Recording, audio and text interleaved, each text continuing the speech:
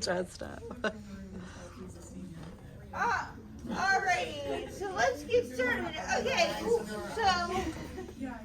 so I'm pleased to have mentored this project with Emma. She has done an incredibly terrific amount of work looking at the role of politics in religion in politics in the United States. She looked at a lot of secondary source material, compiled a lot of existing data from across time periods to look at how religion has influenced and shaped American politics today. So I'm very excited you are all here to hear about her very impressive project. Thank you guys for coming. Please, I just want to say, keep your phones down, away. I would rather that. All right, my presentation is called Power, Piety, and Politics, Religion's Role in the American Political System.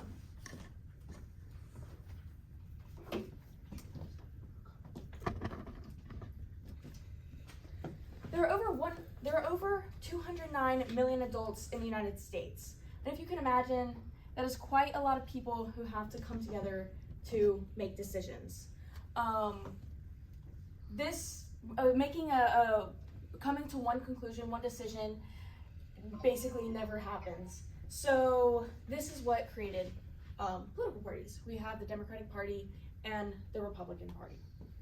Many aspects draw people into one ideology or the other. One of the biggest contributing factors that affect American politics is religion. Religion has played a major role in American history and has influenced many aspects of American culture. In 1620, the Pilgrims traveled to the New World and established Plymouth Colony. The Pilgrims, escaping religious persecution, established a permanent English settlement where they could freely practice their religion separate from the English church. Similarly to the Pilgrims, the Puritans, seeking religious reform, traveled to America and established the Massachusetts Bay Colony in 1630. John Winthrop famously announced that his colony was a city upon a hill, meaning that it would shine as an example for the rest of the world, where Puritans were to uphold the covenant with God. These are just two examples of how America was founded in religious reform, religious freedom. The root of English settlements come from colonists wanting to have more religious freedom.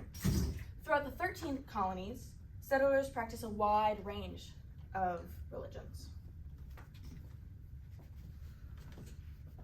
For the American people, religion and religious freedom is a vital aspect of this nation and is a defining feature of American culture and identity. The freedom of religion is stated in the First Amendment of the United States Bill of Rights. Congress shall make no laws respecting an establishment of religion or prohibiting the free exercise thereof.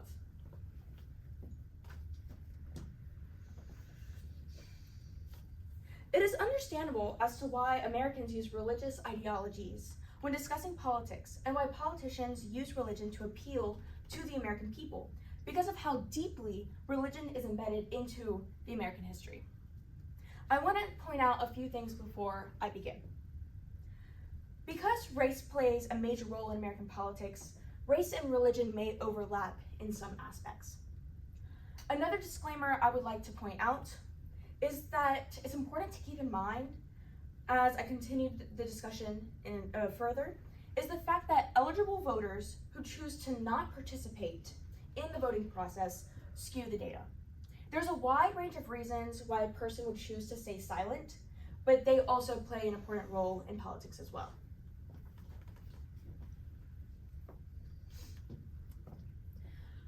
Whenever I wrote my paper, I split my presentation into 7 different chapters. The first chapter explores how Christianity plays a role in America's 2 main political parties.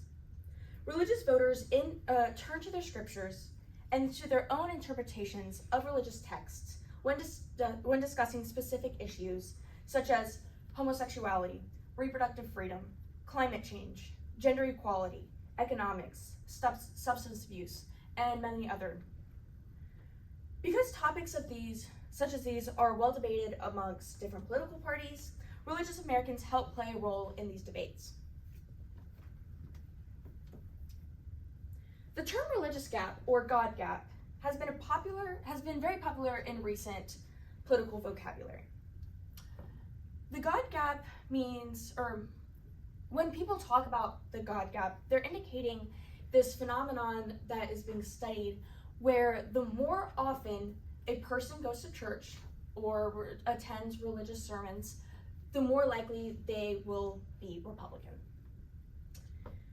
It's studying frequency of church attendance. This phenomenon that has brought to light in more recent years began taking notice during George Bush's elections. During George Bush's presidential election and his campaign, they really found a huge religious religious divide that was beginning to emerge.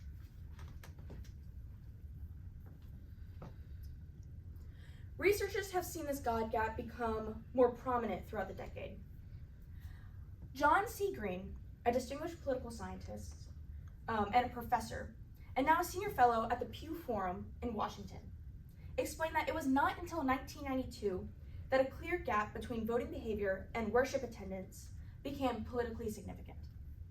I read John C. Green's book called The Faith Factor to learn more about the relationship between religion and American elections. He provides this table to show comparison between the effects of worship attendance, political party affiliation from 1944 to 2004.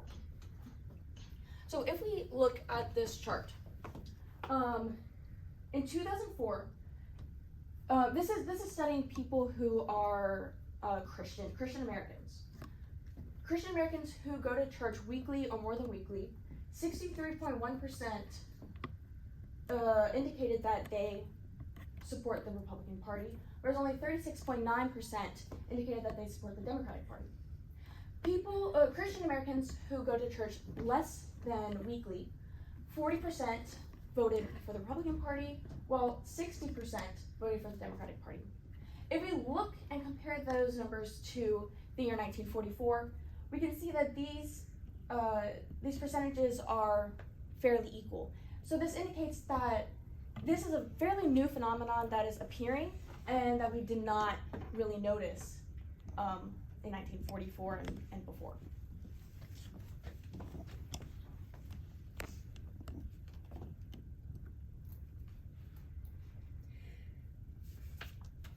In recent years, researchers have gathered more data to point to a steady religious decline in America, which is in turn affecting political polarization.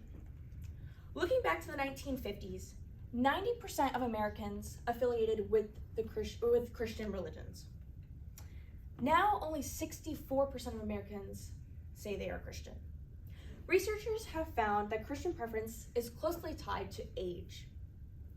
This data shows that with each coming generation, there will likely be fewer people who identify with the Christian religion. In turn, this will affect the number of supporters the Republican and Democratic Party,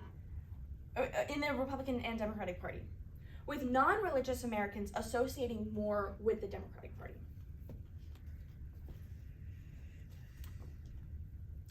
Not only does religion influence political parties, but different political parties have an effect on religion as well. This was a very, very interesting find that I came across when I was doing my research that I didn't quite expect to find, but it's really been a major part of my argument. In the American Journal of Political Science, they wrote, "Group membership encourages individuals to conform to group norms and patterns to differentiate themselves to opposing groups." So what exactly does that mean? They are exploring the idea that the Republican and Democrat members are working towards differentiating themselves from each other as much as possible. Because American society views the Republican Party as the religious group and the Democratic Party as the more secular group, in order to fit these societal standards, more and more Republicans feel the urge to be more religious and to attend church more frequently, and Democrats are starting to become less religious.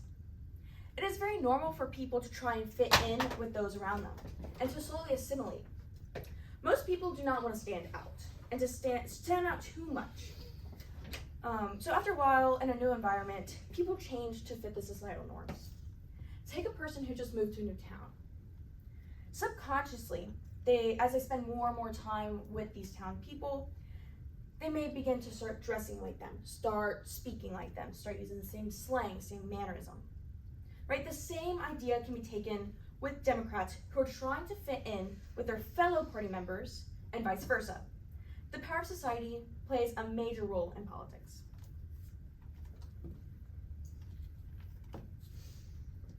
Regular church members place a high value on their church leaders.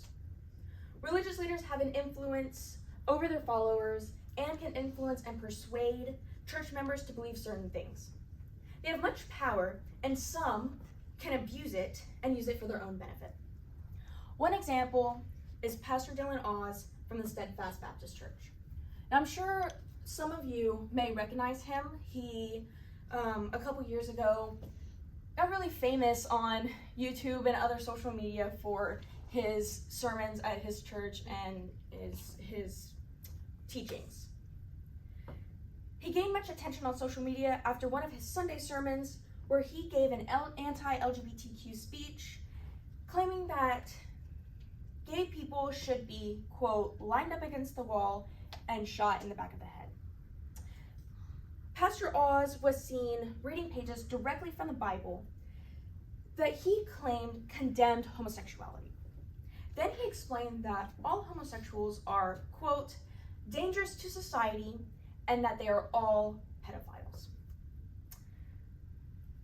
It's very well established and well acknowledged that the Democratic Party is a huge support of the LGBTQ plus community, and they support legislation that protects this community.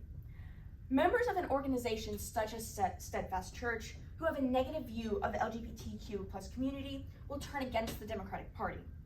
This is just one example of how preachers can promote their own personal idea into the church, and after week after week after week of these church members listening to him speak, they begin to believe the same thing that he does.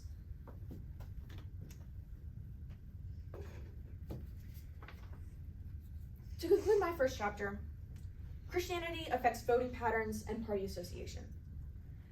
As each new generation begins to play an active role in society, politics, and religious associations begin to change. In general, the majority of Christians who associate with the Republican Party and politicians use this to their advantage when campaigning. As the younger generation is becoming less religious and attending church less frequently, the political divide becomes ever more separated. My second chapter is titled The Role of Non-Christian Religions in American Politics.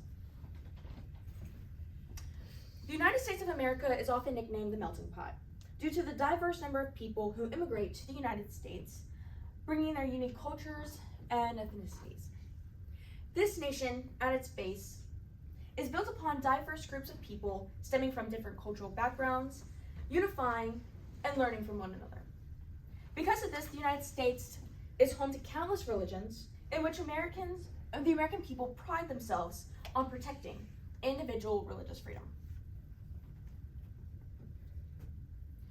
For many years, scholars have noticed that minority groups tend to support the Democratic Party. For instance, Black Americans are a group of people proven to support more progressive movements and fight for injustices involving other minority groups. Despite the religious affiliation, the majority of Black Americans are left-leaning politically. Since 1968, no Republican presidential candidate has received more than 13% of African American votes. And surveys of African Americans regularly show upwards of 80% self-identify as Democrat. This fact does not signify that African Americans are less religious. In fact, they are one of the most religiously affiliated groups of people in America.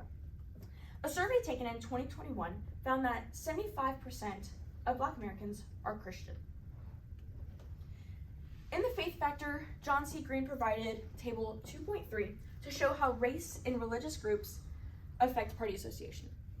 Looking at data from 2004, we see white evangelical Protestants, 75.3% voted for the Republican Party, while 24.7% voted for the Democratic Party.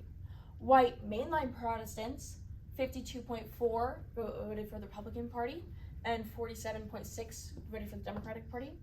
But Black Protestants had a different effect. Only 16.9% voted for the Republicans, while 83.1% voted with the Democratic Party.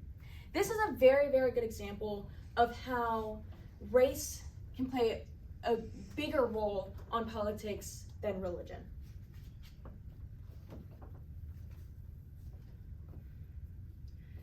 The second most practiced religion in the United States is Judaism. Around 1.7% of Americans identify as Jewish. For decades, the Jewish community has been one of the largest supporters of the Democratic Party. Looking at American presidential records from 1916 to today, the Jewish community has not once voted in majority for any Republican candidate. The highest percentage of votes for a Republican nominee was in 1916 with 45% of the Jewish votes. So why are Jewish Americans so much more progressive? During the Great Depression, Jewish Americans were living in urban areas. These areas were very poor and often they struggled to find jobs. They felt that the policies of the Democratic Party aligned more with their needs. Since then, the Jewish community held strong liberal views. In more recent years, the Jewish community has shown that as society continues to evolve, new ideas continue to emerge. Their beliefs are becoming ever more progressive. This is especially true surrounding the topics of LGBTQ rights and the right to gay marriage. In a survey conducted in 2012 and 2013, 78% of Americans that identify as Jewish by religion say that they do support same-sex marriage, and 54% of American Jewish population in 2013 supported bigger governments that offered more services directly to American communities. This data was collected in 2012 and 2013, but we know that this number has continued to rise.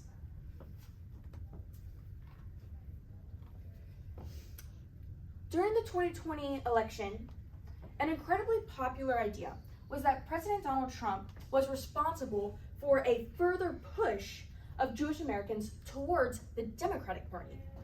Donald Trump has made many public anti-Semitic remarks, which causes the majority of the Jewish community to lose much respect to him. While there are very many examples, a couple of prominent instances were when Trump said that Jewish Americans who voted for the Democratic Party were, quote, being disloyal to Israel. Another time, he decided to send an image on Twitter of Hillary Clinton surrounded by money. Inside the Star of David were the words, most corrupt candidate ever. The Jewish community, for many reasons, has had greatly more aligned itself with the Democratic Party and has been a big supporter for many years.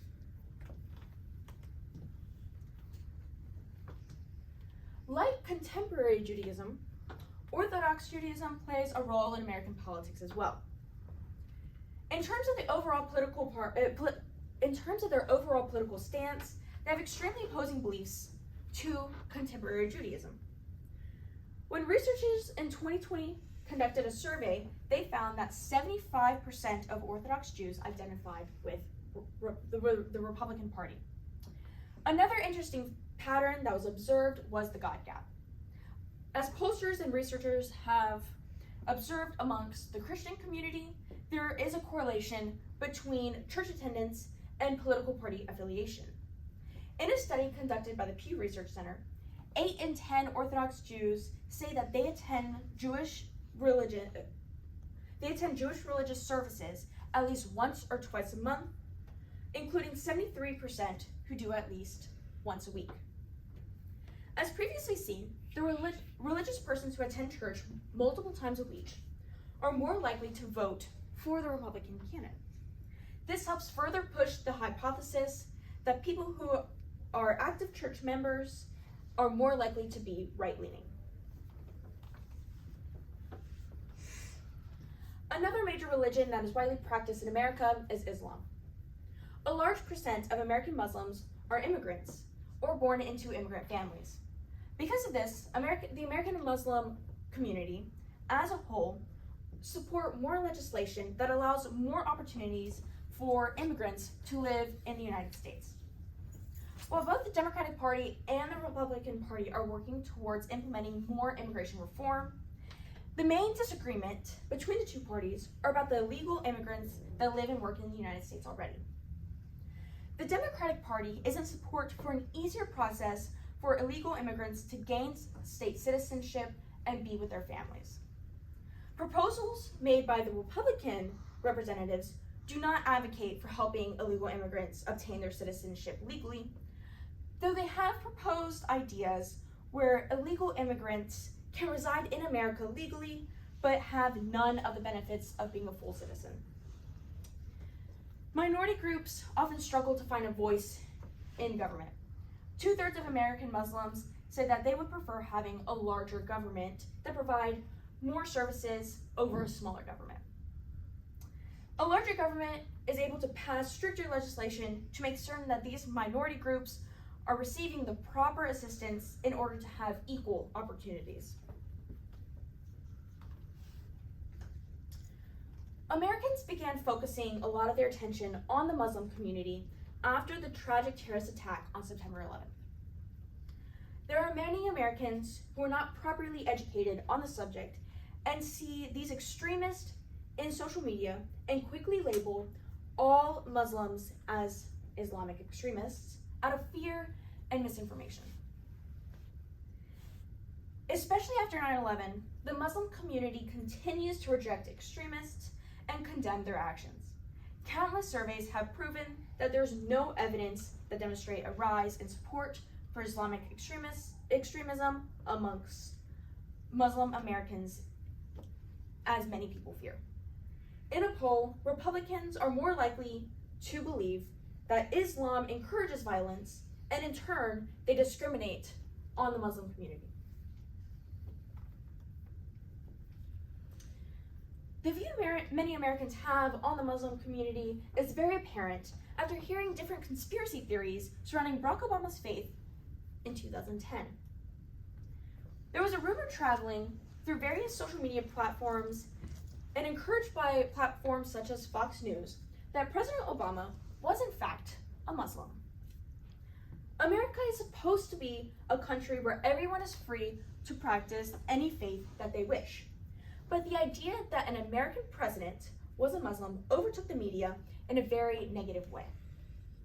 The issue is not whether the rumor is true or not. The problem is that many Americans see Muslims as bad and un-American. The thought of having a Muslim American president was seen as very scandalous and viewed in a very negative light. Many conservatives who are instigating this rumor were speaking of Muslim Americans as if they're different from the rest of Americans. While these views are widespread across America, they are especially apparent amongst conservative Republican groups.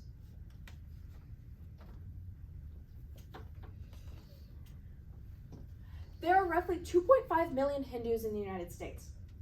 Hindu Americans support the Democratic Party more than most other religious groups in the United States. In general, they support the Democratic Party more than most religious groups in the United States. In general, the Republican Party is a large advocate for a limited government, restricted labor unions, lower taxes, and free market capitalist system. The traditionalist American idea of an individual pulling themselves up by their bootstraps is very appealing to the to the Republican Party. These ideologies are very individualistic. The Democratic Party supports more legislation that focuses on social responsibilities and individuals participating towards a better shared community. The Hindu religion emphasizes the importance of community and interdependence, which explains why they lean towards the Democratic Party over the Republican Party. They are taught to view the world as one family and that there is a collective responsibility for the community and societal issues.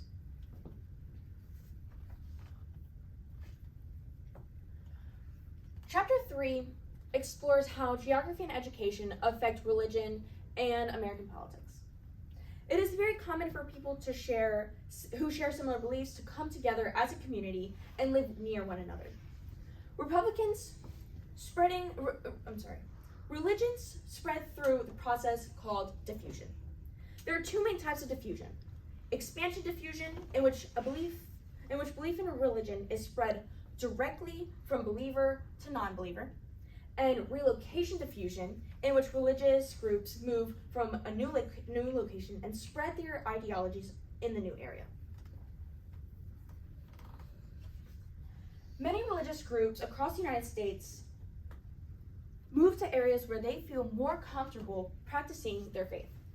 One example of this is the American Mormon population, or the followers of the Church of Jesus Christ of the Latter-day Saints. After the Mormon trial, an incredibly long and dreadful trek, they settled in Salt Lake City, Utah, and established the new Mormon Church. Now, Utah is home to the largest Mormon community in America with, as of 2023, 62.1% of Utah's population identify as a member of the Mormon Church. This is a massive percentage of the Utah population. A large majority of LDS members support the Republican Party. Their political influence in Utah is very apparent, since Utah hasn't elected a Democratic governor since 1980, or a Democratic senator since 1970, or voted for a Democratic president in a presidential election since 1964. Because of their large religious influence, Utah is an essential state for the Republican Party. The Republican Party also gains much of its support from the southern region of the United States. We often call this the Bible Belt. The Bible Belt is home to a large number of Southern Baptists, Methodists, and evangelical Protestants. After the South lost the Civil War, Southerners turned to the newly formed Southern Baptist Church, which supported pro-slavery ideologies during the war. It soon became the second largest Christian denomination after the Catholic Church. In this area, the God gap is especially apparent, with church attendance being higher than the average nation, than the nation's average. One question many researchers have wondered is if education plays a role in religion. In general, higher education does not correspond with a disbelief in God, though it does correspond with a more open perspective on religion. Looking at a map of the United States, the most educated states are located in the Northeast. 9 of the top 10 most educated states are located on the East Coast. Of the states ranked number 41 through 50, 5 of them are located within the Bible Belt. People can jump to conclusion, saying that Americans with more education are much less likely to express a belief in God. But this is not exactly true. While higher education does not indicate that a person is any less religious, more education can expose Americans to new ideas that can alter their worldview and become more open-minded. This can lead Americans with higher degrees of education to more progressive ideologies. These progressive ideologies are supported by the Democratic Party. In turn, as I discussed before, people in the Democratic Party want to further polarize themselves from the Republican Party, and they tend to then become less religious.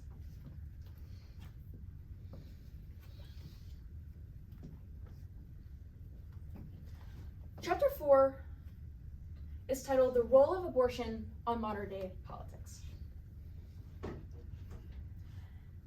The conflicting views of the legality of abortion are further polarizing the Democrats and the Republicans. Today, while only 38% of Republicans support the legalization of abortions, 84% of Democrats support this. I would like to talk very briefly about the history of abortions. After the Civil War, male doctors, with the support of the Catholic Church, who saw contraceptives as unnatural according to the Bible, and who wanted to control women, led a movement that resulted in the outlaw of abortions across the United States. Women for several decades fought hard to undo this law, as you can see in this photo, and in 1973, the Supreme Court ruled in favor of granting women's right to an abortion during the Roe v. Wade court case. People were debating on what extent should abortion be legal, whether that be how far along a woman is in her pregnancy or the circumstances into which the woman became pregnant. These debates divide people within both political parties. In 1984, the Republican Party was officially known as the anti-abortion party. The right for women to have access to abortion is incredibly relevant today after ruling on June 24th, 2022, when the United States Supreme Court ruled to overturn Roe v. Wade. And we can see people today are still fighting for what they were fighting for in 1973.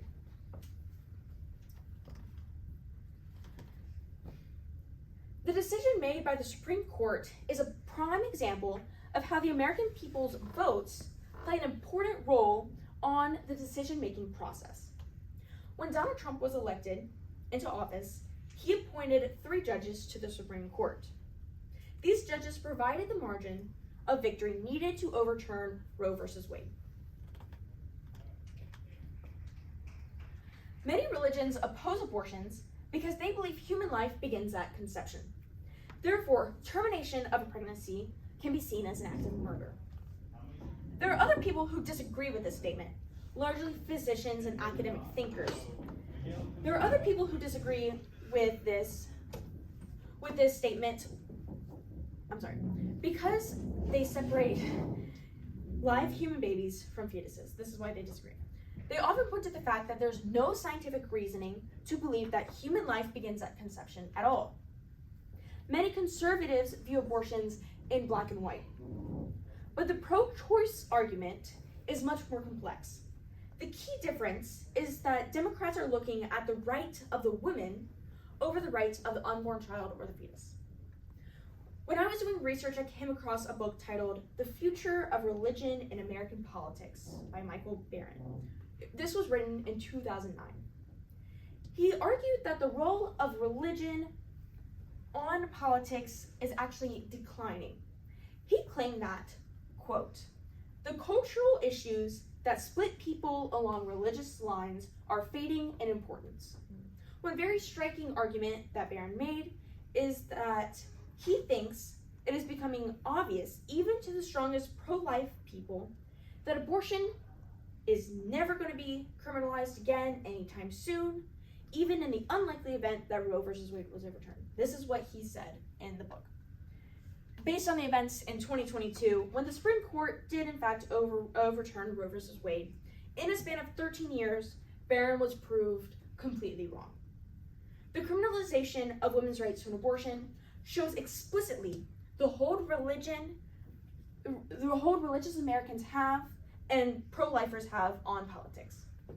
Unlike what Barron argued, the influence of religion is not declining in politics at all. The political divide abortion creates is very, very evident.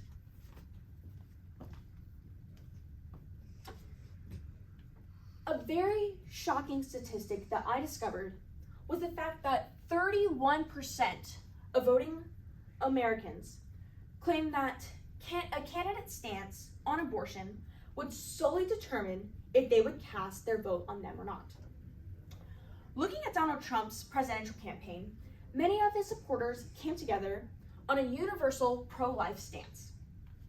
Interestingly, during a televised interview in 1999, he clearly stated that he strongly supports the pro-choice argument. Later, when he ran in 2016, he ran under a strict pro-life platform because he knew the power one-issue voters can have during an election. Chapter 5 explores non-religious Americans. 40 years ago, the internet did not exist. Now the average American would have a difficult time simply navigating about their day without the phone that's in their pockets. The other day, I went to the E-Lab and I was talking to some of the first graders with my sweet mate, and as soon as we walked in, all the first graders were sitting in their tables, and the teacher was on the side, and they were all doing their work completely on these iPads and all these tablets and completely online.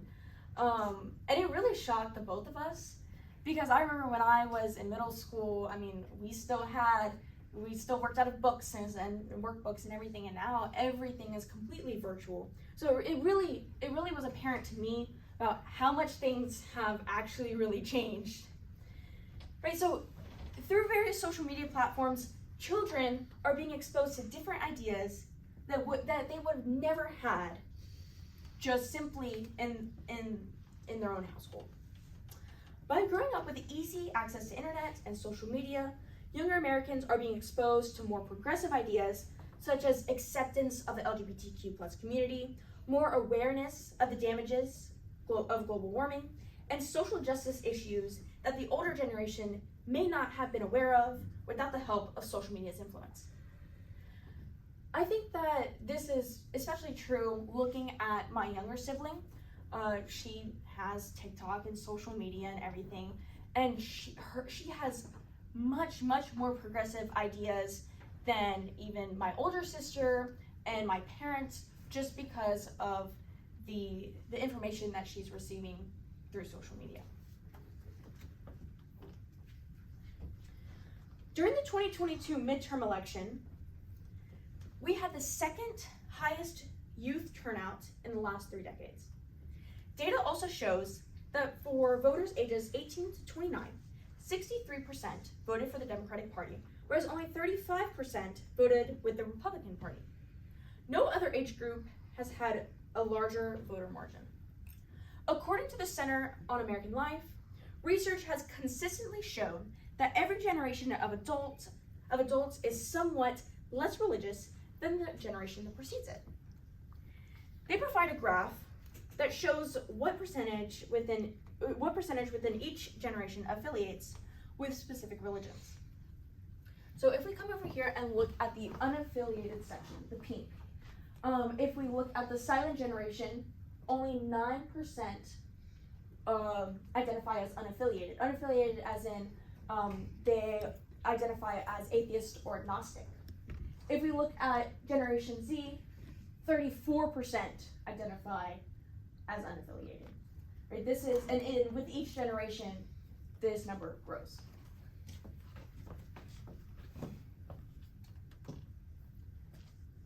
Americans who are religiously unaffiliated tend to support the Democratic Party.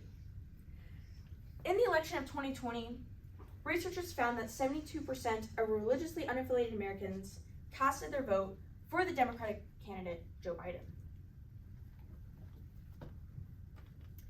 Chapter 6 explores presidents using their religion during their candidacy from 1960 to today. A prominent American figure who promoted the idea of separating religion from politics was the Democratic president, John F. Kennedy. Kennedy was the very first Roman Catholic president of the United States. Since Kennedy, Joe Biden is the only other Catholic president we have had. He fought very, very hard to separate his faith from his politics because America at the time had a common belief that Catholics should not be able to lead the United States because their loyalty would lie with the Pope instead of the American people.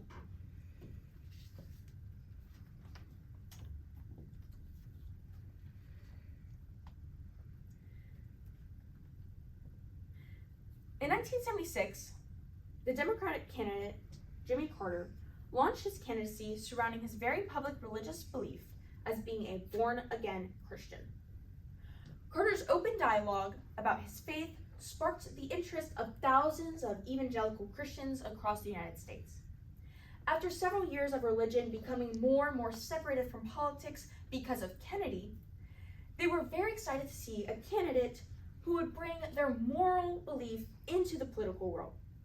Jimmy Carter won the presidential election, in large part due to the Christian support he received.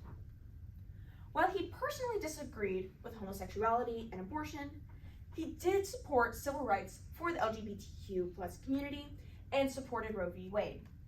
At the end of the day, he believed that Christian faith promoted civil rights and peace amongst all people. He sometimes had to support legislation that he personally disagreed with, but looking at many of his policies, he tried to make decisions that benefited the most people. After Jimmy Carter left office, the evangelical Americans felt that they were betrayed due to Carter's support of Roe v. Wade and his push to end anti-gay discrimination and his contributions to women's rights. He also endorsed the ERA.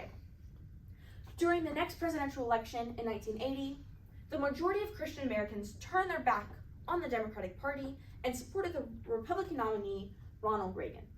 Since then, evangelicals and Christian Americans placed their support within the Republican Party. Unlike George W. Bush, who came earlier, Trump is not widely viewed as a very religious person. Looking at Trump's presidential campaign compared to Kennedy's campaign, Kennedy repeatedly had to reassure that his personal Catholic beliefs would not influence his politics. However, during Trump's election, the question whether Donald Trump was Christian enough was a major concern for voters. In order to appeal to the majority of the public, Donald Trump included God talk and religious references throughout his speeches and debate. Trump even declared himself to the world as the chosen one.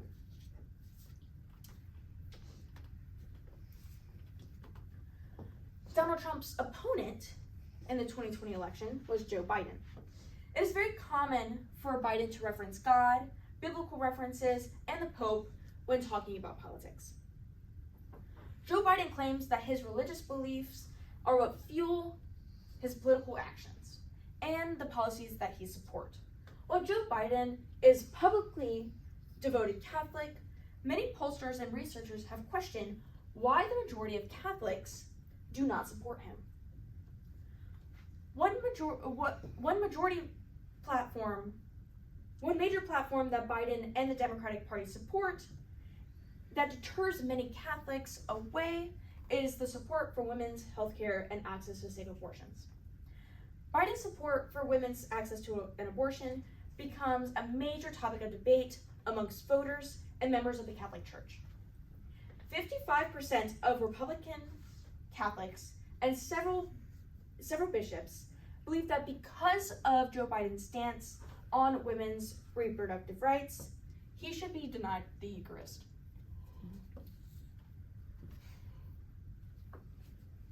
Almost every president who served in America has been a Christian. An interesting question that has been proposed to the American voters is if it matters whether a candidate is religious or not. The Pew Research Center conducted a survey finding that being an atheist remains one of the biggest liabilities that a presidential candidate can have. Half of all American adults indicated that they would much less likely be likely to vote for the candidate if he or she does not believe in God at all. One reason why Americans veer away from atheism is simply due to an irrational fear associated between atheism and immorality. Because religion helps provide people with a framework of how to live and certain moral standards, non-religious Americans are believed by some to not have access to these moral frameworks. There is absolutely no evidence to back this up. In fact, research have proved that atheists are overall less racist, less homophobic, and less misogynistic. It is very unlikely that America will welcome an atheist president or even any non-Christian president in office. Religion has such deep roots within the foundations of the American political system, it would be very difficult for Americans to elect a leader that is not religious at all. Presidential candidates will likely not succeed without promoting their Christian influence. This is why politicians often incorporate religious rhetoric into their speeches and political campaigns. My final chapter discusses America as a secular nation.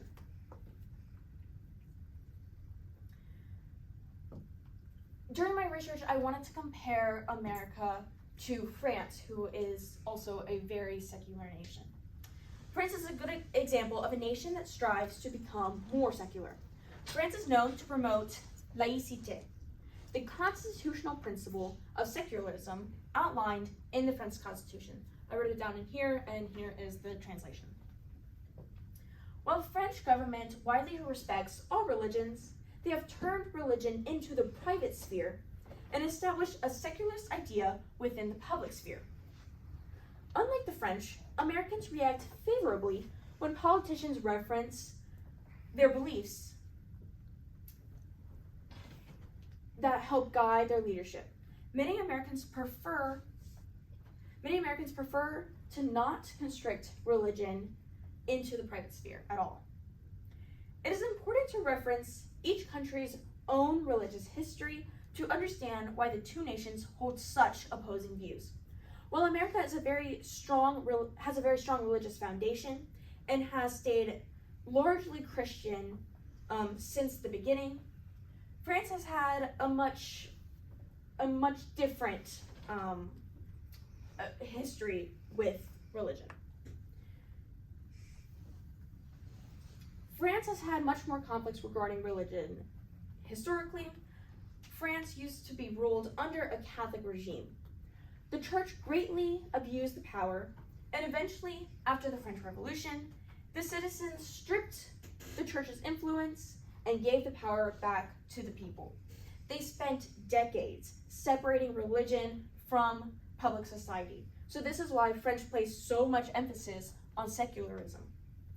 Because of the idea of laïcité is so intertwined in the French political system and is a concept heavily supported and protected by the people of France, in modern politics, some politicians are using the separation of church and state to promote their own agenda. Far-right politicians in France have taken this idea and twisted it to be able to discriminate against minority groups, especially Islamic people. There are many debates about banning headscarves, turbans, and other religious symbols in the public sphere. Even in countries like France that strive to separate religious beliefs from decision-making and politics, there are still people who attempt to use religion to promote their own personal ideas within the political world. To conclude, I have to ask you all a question. First, raise your hand if whenever you were in school, in elementary school, or in middle school, did you start off the day with 5 minutes of prayer or a moment of silence? Right? That's quite a bit. Look at our American money. On the back of all of our dollars, it says, "In God we trust." It also says that on, you can see it in flags, it's written in various places, on coins, other things. What about the Pledge of Allegiance? Did y'all have to repeat the Pledge of Allegiance in school? All right, can we repeat the Pledge of Allegiance now? Ready? I pledge allegiance to the flag of the United States of America and to the republic for which it stands, one nation, under God, indivisible, with liberty and justice for all. I don't know if you caught that, but it said, under God, right? Written right there in the Pledge of Allegiance. And when it's referring to under God, it's referring to a Christian God. Looking at constitutions for each state, they all mention either God or the divine at least once, and according to the Pew Research Center analysis, it is mentioned nearly 200 times between the 50 constitutions. While America claims to be secular, references to Christianity are found all throughout American constitutions and traditions. The United States framework is based on a secular ideology, but with American citizens pushing religion as a key aspect in political debates, religious influence greatly divides political parties. Based on my understanding of religion's role on the American political system, how the system is set up today would crumble if religion was kept completely separate from politics. Religion is completely woven into the fabric of American society, dating back to the colonial period. And that is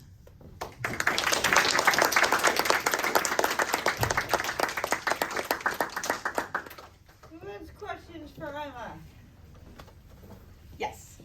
How did you first get interested in this topic? Did it start in a specific class, or was it something you found interesting in your own time? That's a wonderful, wonderful question. So, it was not in a class. It was very much based on my own personal, my family.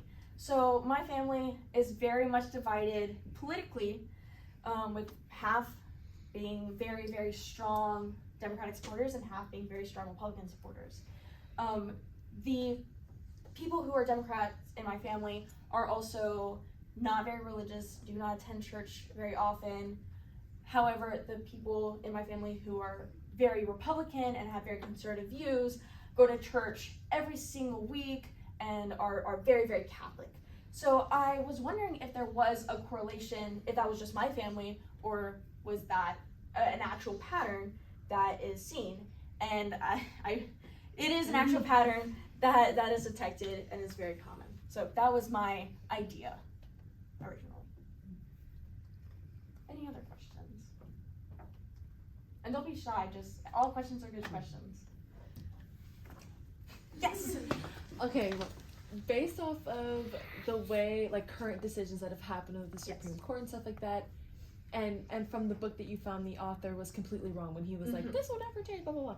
Do you think that moving forward we will continue to be less progressive in the decisions that we make in terms of government, or do you feel like as we grow older things will change and it won't shift that way and we'll have to like fix things? What do you anticipate will happen?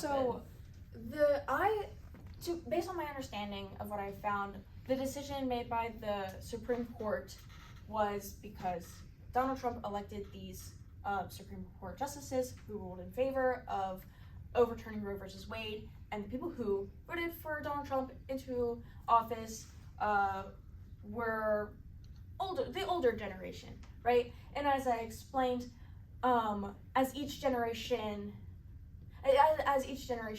grows older, we are becoming less and less religious. So most likely, based on the midterm election that just happened, if that pattern continues to occur, the younger generation do have more progressive ideas and will start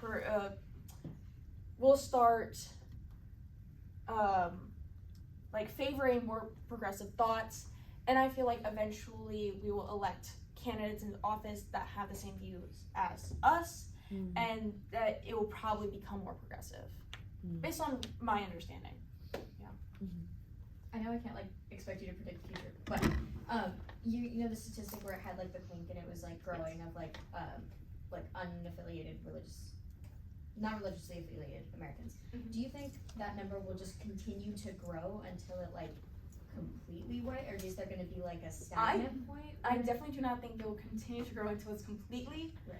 because I mean, as I said, there's no one who can, there's so many people, not everyone can agree on one thing. There's never going to be a unanimous, we are all Democrats, or unanimous, we are all non-religious. I don't think that will ever happen, ever, in our entire history. I don't think that will ever happen. So I always think, even if it does become more and more progressive, there's always going to be people who have the opposite view, right? Always.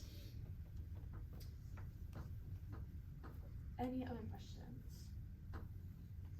You slayed, Emma. This was so good. This was so good. I'm really glad that y'all came. You know, this really means a lot to me. My distinction is a little long, just a smidge, but I had to cut out so much good information to make this PowerPoint. So if y'all are interested in further reading on this topic, I will be more than happy to send you my distinction when it's finished. And I'm just really glad y'all came. Yeah.